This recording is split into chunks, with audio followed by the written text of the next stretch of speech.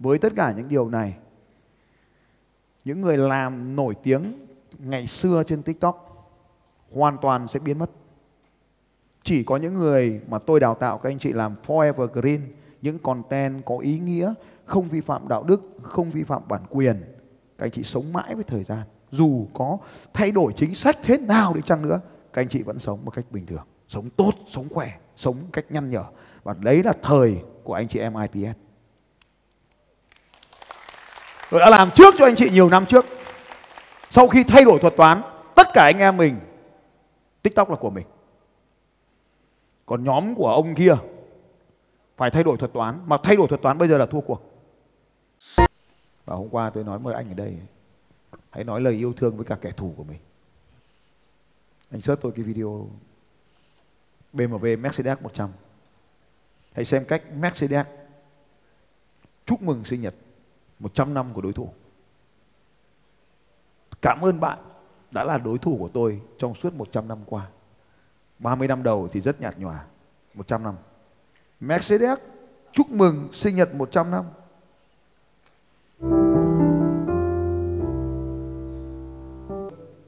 Cảm ơn bạn đã làm đối thủ của tôi trong suốt 100 năm qua. Tiếp. Dừng. 30 năm đầu thì rất nhàm chán. 30 năm đầu thì hơi nhàm chán. Hết. Không để logo của mình ở dưới. Logo ban đầu là logo của BMW, logo cuối là logo của mình.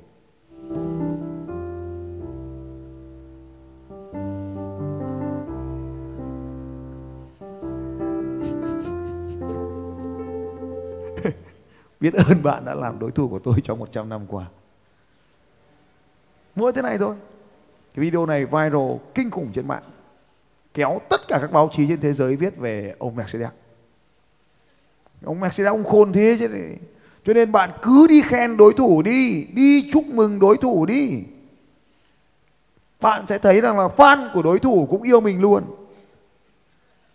Đừng bao giờ đi chửi nhau với đối thủ. Học cái bài này về làm ngay đi nhá. Cứ thằng nào chửi mình vào khen nó. Nó cứ sang kênh mình nó chửi, mình lại vào kênh nó mình khen. Nó chửi mình ở trên kênh của mình thì kẻ thù của mình sẽ đi sang kênh của nó. Mình đi sang kênh của nó mình khen thì những người yêu mình sẽ về với kênh của mình. BMW bị Mercedes khen thế mới ác nhỉ. Ông thấy tôi bị chửi nhiều trên mạng không? Có không? Tôi có bao giờ đi chửi nhau chúng nó không? Không bao giờ. Càng chửi tôi càng cười. Mỗi khi chúng nó vào chửi tôi lại mở một tiệc ăn mừng, gọi chúng nó sang ăn mừng.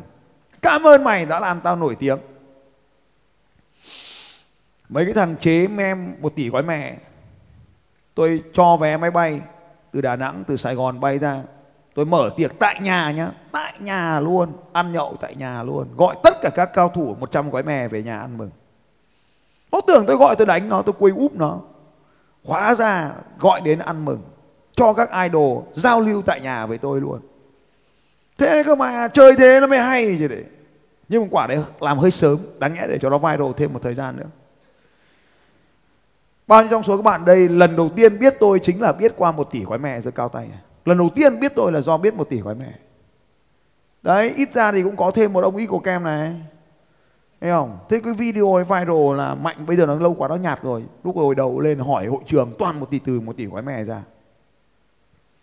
Lúc nào tôi sẽ chia sẻ thêm cái khủng hoảng 1 tỷ gói mè. Hồi tôi cũng không quen, chưa biết, tự nhiên mình nổi tiếng một cách qua đêm.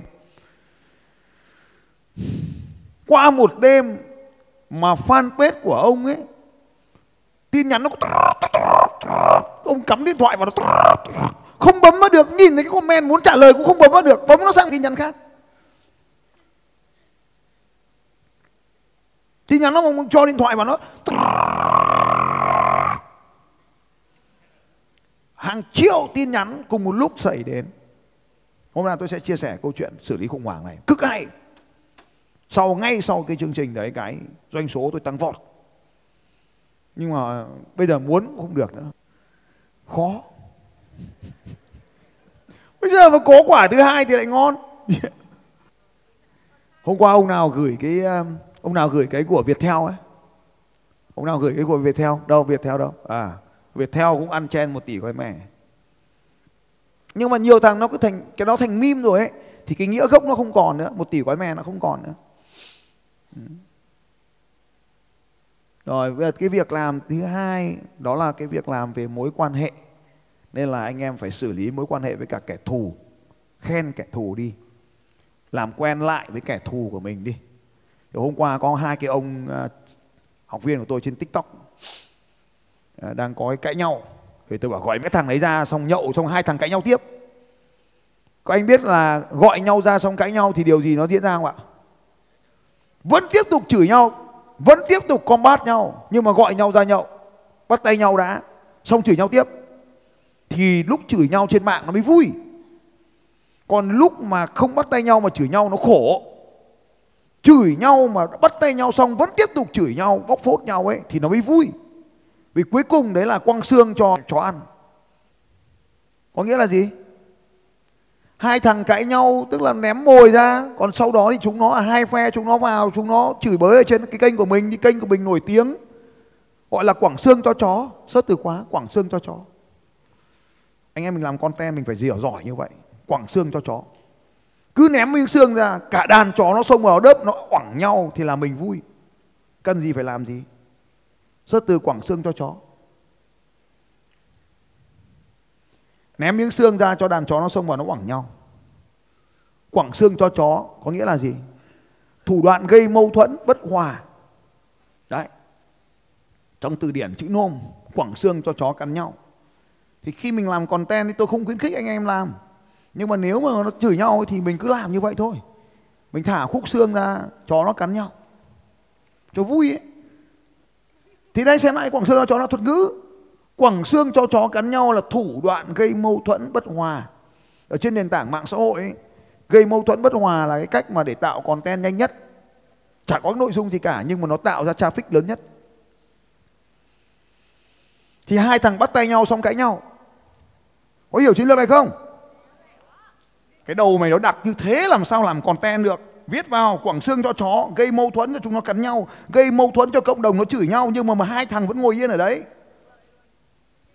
Đúng, diễn viên nó vẫn làm như thế. Thì bây giờ anh em mình làm như thế thì quả ấy gọi là quẳng xương cho chó.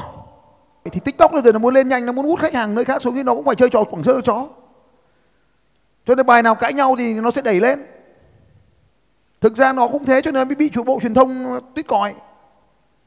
Thì bây giờ sắp tới nó bị tuyết còi rồi, nó không làm được cái content quẳng xương cho chó nữa thì ông phải làm nhanh lên trước khi mà nó bị tuyết còi. Ông search cái bộ truyền thông TikTok. Bộ truyền thông TikTok. Khi mình phải là người làm content mình phải thông minh và nhạy cảm với những cái chuyện như thế này. Bộ truyền thông TikTok. Điều tra sắp xong rồi, sắp có kết luận rồi. Đấy. Truyền thông chủ trì kiểm tra toàn bộ TikTok của Việt Nam.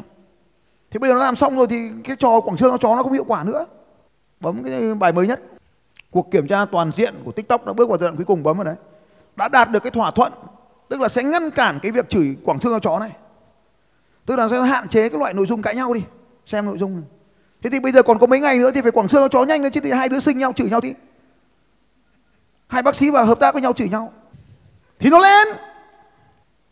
Sau đó cuối cùng là kết luận là 2 bác sĩ hiểu nhầm nhau thì hết chuyện. 2 bác sĩ xinh đẹp bóc sốt nhau, con kia giật chồng con này. Có 2 đứa đều không có chồng thì giật chồng thì có gì đâu. Xong rồi quyết định là nhầm lẫn do là sản phẩm của bác sĩ cho nên là nhầm người. Bác sĩ là bác sĩ giỏi phẫu thuật thẩm mỹ đúng không? Cho nên ông chỉ tạo ra những người đẹp đúng không? Và những người đẹp này rất giống nhau cho nên họ bị nhầm lẫn. Cái con A nó rất đẹp, con B cũng rất đẹp. Con B đi giật chồng nhà người ta, nhầm mẹ con A. Thế con A bị con C vào đánh. Xong đánh xong một lúc sau mới nhầm. Thế là 2 con AC này ngồi cãi nhau trên mạng ầm ĩ lên. Xong còn con B nào đấy thì là do kịch bản mình dựng lên. Thế là cuối cùng là do sao? Ông bác sĩ đứng ra phân bua là không phải con A đâu, không phải con B đâu, mà là do nhầm lẫn rồi. Do lỗi của bác sĩ là làm ra những sản phẩm đẹp giống nhau. Hết chuyện. Thế là người ta kéo đến bác sĩ, người ta làm phẫu thuật thẩm mỹ. Thì đấy được gọi là tạo ra những kịch bản tranh cãi. Và vì thế TikTok nó bị lên án ở Việt Nam. Vì nó toàn để những cái loại kịch bản rác ấy. Đấy, 4 cái luận điểm, 5 cái luận điểm đấy. Một là chống phá đảng, thứ hai là sử dụng thuật toán phân phối nội dung để phát tán những nội dung giật tít câu view. Cái loại của anh em mình vừa rồi là giật tít câu view, giật chồng giật con đánh Ken, đấy là giật tít câu view. Thì sắp tới cái loại content đấy không lên được nữa. Đéo update thì cả làm content mà mẹ cứ ngu thế. Thứ hai, quản lý các thần tượng như tôi này. Tất cả các thần tượng sẽ được đưa vào danh sách quản lý đặc biệt. Không phải thích nói gì thì nói. Nhảm nhí, thiếu văn hóa, tạo trend là không lên được nữa. Thấy chưa? Thế bây giờ Quảng Sương có chó đi còn gì nữa. Tối nay về Quảng Sương có chó đi, không ngày mai ngày mốt ra lệnh cấm ra hết. Tối nay hai chị em chửi nhau đi. Không chửi được nhau thì phải luyện. Nó là đã không chịu được chửi rồi lại còn đi luyện. Những cái thằng mà có năng lực chửi là những thằng có năng lực chịu chửi, hiểu chưa? Mặt nó phải dày lên, trán nó phải bóng lên, mặt dơ trán bóng. Chửi gì cũng được ấy, bắt tay hết. Thứ ba kìa, không có biện pháp ngăn chặn kinh doanh buôn bán hàng giả hàng nhái. Mấy ông hàng giả hàng nhái lên kênh phát bóp chết luôn. Mẹ chỉ cần có logo bóp chết luôn, như là YouTube, Facebook luôn. Tại sao TikTok Shop phát triển? Vì nó thả hàng nhái ra. Ông Hiền hiểu à? Thế bây giờ tôi đi cho ông đi trước 3 tháng đi, ông chuẩn bị xong thương hiệu thì bây giờ nó bóp chết thì bây giờ cái bọn hàng giả hàng nhái bây giờ sống sao được nữa. Ông đi trước 3 tháng ông ăn thiên hạ rồi. Tôi đây về mở tiệc ăn mừng nhá. Quả hàng nhái đây nhá. Thì không sống được nữa thì mình phải đi trước đi. Đấy là cái điều mà tôi biết trước. Không phải là tôi đoán là bọn nó làm như vậy. Mà cái xu hướng lâu dài thì không thể có cái trò hàng nhái tồn tại được. Thế nên anh em phải làm sớm đi. Hàng dùng hàng fake, thằng nào mà dùng hàng, cái này là đúng, đây là hàng không thương hiệu thì ok, mà hàng fake tao ghét lắm. Dán cái nhãn là củ chuối mà còn hơn là cái dán CK chuối thì còn hơn cả chuối, đúng không? Đó là còn authentic 1, authentic 2, ở rep 1, rep 2.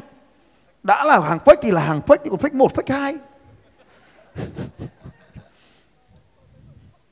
Fake cao cấp, ở fake đặc biệt, fake trung ương. Chuyện hàng giả hàng nhái không có cơ sở phát triển nữa. Nước hoa là giả là tôi tiêu rồi. Tiếp theo cái số 4 là đúng nghề của tôi kìa, cái số 5 kia đúng nghề của tôi kìa, là nội dung vi phạm bản quyền. Nên tôi nói với anh chị em là ngay từ đầu tôi bảo là anh em phải sáng tạo content, không thể đi copy của người khác để làm content của mình được. Cái chết kênh ngay. Thì những ông nào vi phạm bản quyền coi như giờ chết. Cho nên là cái vi phạm bản quyền vào cái cùng kìa, chửi bới nhau kìa, dùng hình ảnh của nhau kìa, dùng mặt nhau kìa, tỉ gói mè kìa, bây giờ không lên được nữa, không bao giờ lên nữa. Sử dụng deepfake, tin giả, thằng TikTok là cái thằng mà tôi nói với anh chị em nhá, 40.000 người ung thư lúc nãy là tin giả. Vì thực tế bố tôi hút thuốc cắt 3/4 phổi, sau gần 15 năm nay sống vẫn khỏe. Nó là do gen, ADN. ADN. Quay sang bên cạnh vỗ vai nói ADN quyết định sự sống của chúng ta. Tin vừa rồi là tin giả. Tin tôi vừa nói là tin giả mà các ông lại tin rồi. Cái tin 40.000 là tin thật. Còn cái tin ADN là tin giả. Tôi tạo ra tin giả nên lập tức ông tin ngay. Đám đông họ tin vào các loại tin như vậy. Và đám đông đang bị dắt mũi bởi một nhóm người tạo tin giả. Và nếu tôi là kẻ vô đạo đức, tôi có thể dễ dàng dắt mũi các anh. Dắt mũi tức là buộc dây vào mũi dắt đấy. Cho nên cái nội dung tung tin giả là một loại nội dung bị kiểm soát. Với tất cả những điều này, những người làm nổi tiếng ngày xưa trên TikTok hoàn toàn sẽ biến mất. Chỉ có những người mà tôi đào tạo các anh chị làm forever green, những content có ý nghĩa, không vi phạm đạo đức, không vi phạm bản quyền, các anh chị sống mãi với thời gian. Dù có thay đổi chính sách thế nào đi chăng nữa, các anh chị vẫn sống một cách bình thường, sống tốt, sống khỏe, sống cách nhăn nhở. Và đấy là thời của anh chị em IPS. Tôi đã làm trước cho anh chị nhiều năm trước. Sau khi thay đổi thuật toán, tất cả anh em mình, TikTok là của mình. Còn nhóm của ông kia phải thay đổi thuật toán, mà thay đổi thuật toán bây giờ là thua cuộc. Tất cả các loại drama, tức là kịch, drama không phải là cái gì xấu cả, drama là diễn kịch, drama là một kịch bản, thì sẽ không còn đất sống nữa. Những cái gì thực tiễn hơn, tức là nó làm gì ạ? Tức là nó điều chỉnh giống thằng YouTube và Facebook, chứ không có cái gì hết đấy. Tức là một mình bố này bố đi theo một thuật toán riêng nên bố phát triển nhanh quá, thì bố đi theo cái cách xấu để phát triển nhanh. Tín hiệu thứ hai này, để chỉ cho biết này. Những người Gen X đã bắt đầu giảm dùng mạng xã hội, bao gồm cả giảm dùng Zalo, và họ bắt đầu chuyển hướng sang dùng TikTok. Search thử xu hướng giảm dùng mạng xã hội, xu hướng giảm dùng mạng xã hội. Một thế hệ đang mất dần đi. Úi giời, 4 tiếng trước. Thế nào tôi nói xong thì mạng có ngay. Hay thế. 4 tiếng tôi vẫn đang đứng lên giảng mà. Có nghĩa là thông tin phải cập nhật xu hướng như vậy. Báo cũng chỉ đăng lại ở đâu đấy thôi. Tôi đọc bằng tin nước ngoài. Đọc từ trước, chắc từ đêm hoặc từ sáng. Khảo sát của Việt Nam. Thế là cái này của Việt Nam. 8 giờ 55. Tỷ lệ dùng mạng xã hội của Gen X, tức là thế hệ chúng tôi này, 70 đến đầu 80, sụt giảm ở tất cả các nền tảng, đặc biệt là Zalo.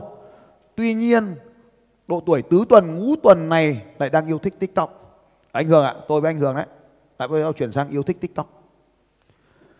Xuống dưới, ai rồi cũng phải livestream bán hàng.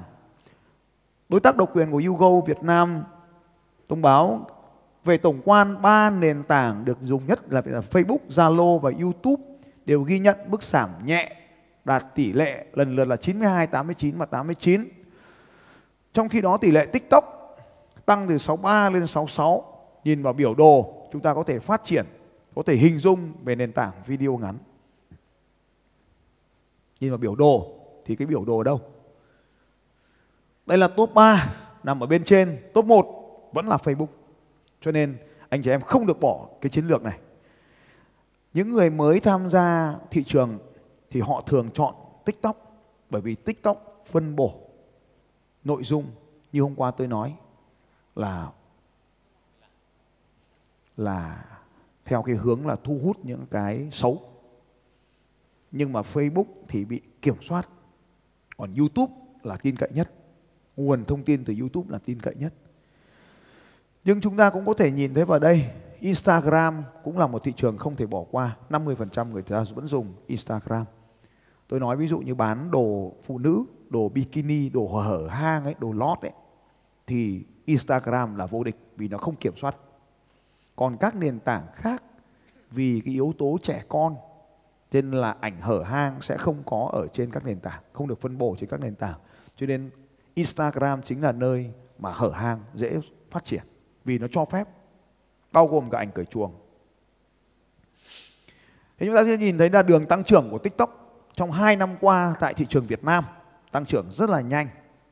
Và người lớn tuổi có xu hướng chuyển sang TikTok.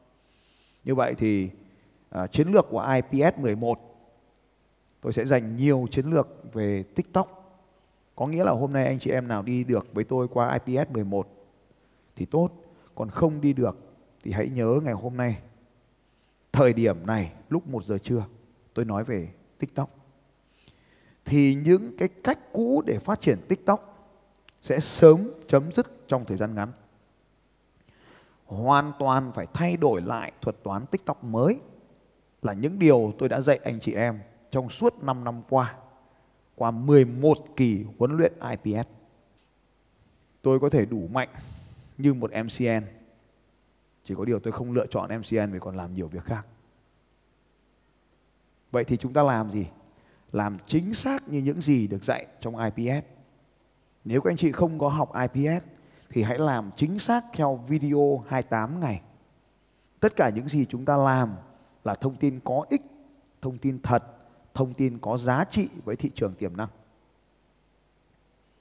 Cách này sẽ làm cho các anh chị vượt trội trong thời gian ngắn khi nền tảng TikTok buộc phải thay đổi thuật toán tại Việt Nam. Nếu anh em đã làm cùng với tôi qua các kỳ IPS trước Điều rất đơn giản là chỉ cần dịch chuyển video từ các nền tảng khác sang là xong. Không có gì phải thay đổi, không cần bám vào thuật toán của TikTok nữa. Vì TikTok buộc phải theo xu hướng đúng đắn, chuẩn mực. Nên tiếp tục đi theo con đường Phạm Thành Long đã vạch sẵn. Một nền tảng tiếp theo mà anh em phải để ý ngày hôm nay, khi còn sống, còn nghe tới lời Phạm Thành Long ngày hôm nay, các hồn ma trong hội trường cũng cố gắng nghe luôn. Zalo Video. Đây là một nền tảng mới đang được thử nghiệm. Nhưng chúng ta có thể nhìn vào sơ đồ kia để biết rằng Zalo cũng sẽ quyết định tham gia vào thị trường video ngắn tại Việt Nam. Zalo sẽ lập lại những gì TikTok đã làm. Nhưng Zalo đã trả giá cho bài học ở Việt Nam rồi. Nên tất cả những gì chúng ta cần làm là vẫn tiếp tục chiến lược tạo giá trị thay vì tạo kịch tính. Loại video kịch tính vẫn có thể thu hút thị trường nhưng không thu hút được khách hàng tiềm năng. Vẫn thu hút được đám đông nhưng không thu hút được thị trường. Cách làm của Phạm Thành Long là tìm ra những vấn đề của thị trường, giải quyết nó bằng video để thị trường yêu quý mình.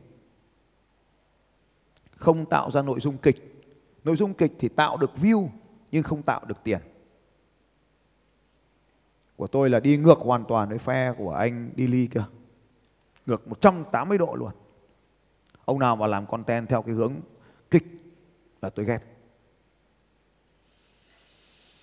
Kịch chỉ mang view, không mang khách. Ông kia ông bắt cả bác sĩ đi đóng kịch luôn, dã man. Đi tin được mà ông bác sĩ biết đóng kịch là khó lắm. Ông phải hài hước lắm ông làm kịch được. Còn ông bác sĩ đời thường này, bệnh nhân hỏi gì trả lời cái đấy, mấy hồi là kênh nó lên. Mà nó lên đâu nó chắc luôn lên đấy. Như vậy thì cái sự phát triển ở đây đó là cái việc thứ ba, đó là tôi vừa nói đến marketing. Như vậy nhóm số 1 là sức khỏe, nhóm số 2 là mối quan hệ, và nhóm số 3 đó là các hành động marketing. Cụ thể ở đây tôi vừa cho các anh chị xem thấy những nền tảng video. Ngắn hạn thì các anh chị chỉ cần lên mạng xã hội livestream bán hàng được là được rồi. Trung hạn, học khóa học video marketing 28 ngày và video 28 ngày, các anh chị ghi vào đấy. Video 28 ngày và email 28 ngày của Phạm Thành Long. Đấy là trong trung hạn. Còn dài hạn, anh chị học IPS, Internet Power System. Các anh chị nhìn lớp học Internet của tôi. Tôi nói với các anh chị rằng đây cũng là một trong những lớp đào tạo về Internet Marketing tốt nhất trên thế giới. Không tìm đâu ra được một cái lớp lớn mà thực hành trực tiếp như thế này. Đó là lý do tại sao tôi tạo ra được nhiều nút vàng và nút bạc, nhiều idol, nhiều người kinh doanh thành công trên Internet như vậy. Nếu đấy là giấc mơ của anh chị thì đó là lựa chọn. Và từ bây giờ đến lúc đó học trên online đi, đăng ký vào video học được, làm được website, làm được fanpage, làm được video YouTube. Cái phần đó là phần nổi của tảng băng. Làm được nút bạc, nút vàng, học cái phần video đầu tiên là làm được rồi. Còn cái phần chiến lược nằm ở tầng băng phía sau, tầng chìm phía sau thì mới là phần đáng để học trực tiếp từ tôi. Thì phần đó tôi dạy trực tiếp. Còn phần đầu mà không hiểu thì thôi, kết thúc trò chơi. Dễ như thế là hết cỡ rồi.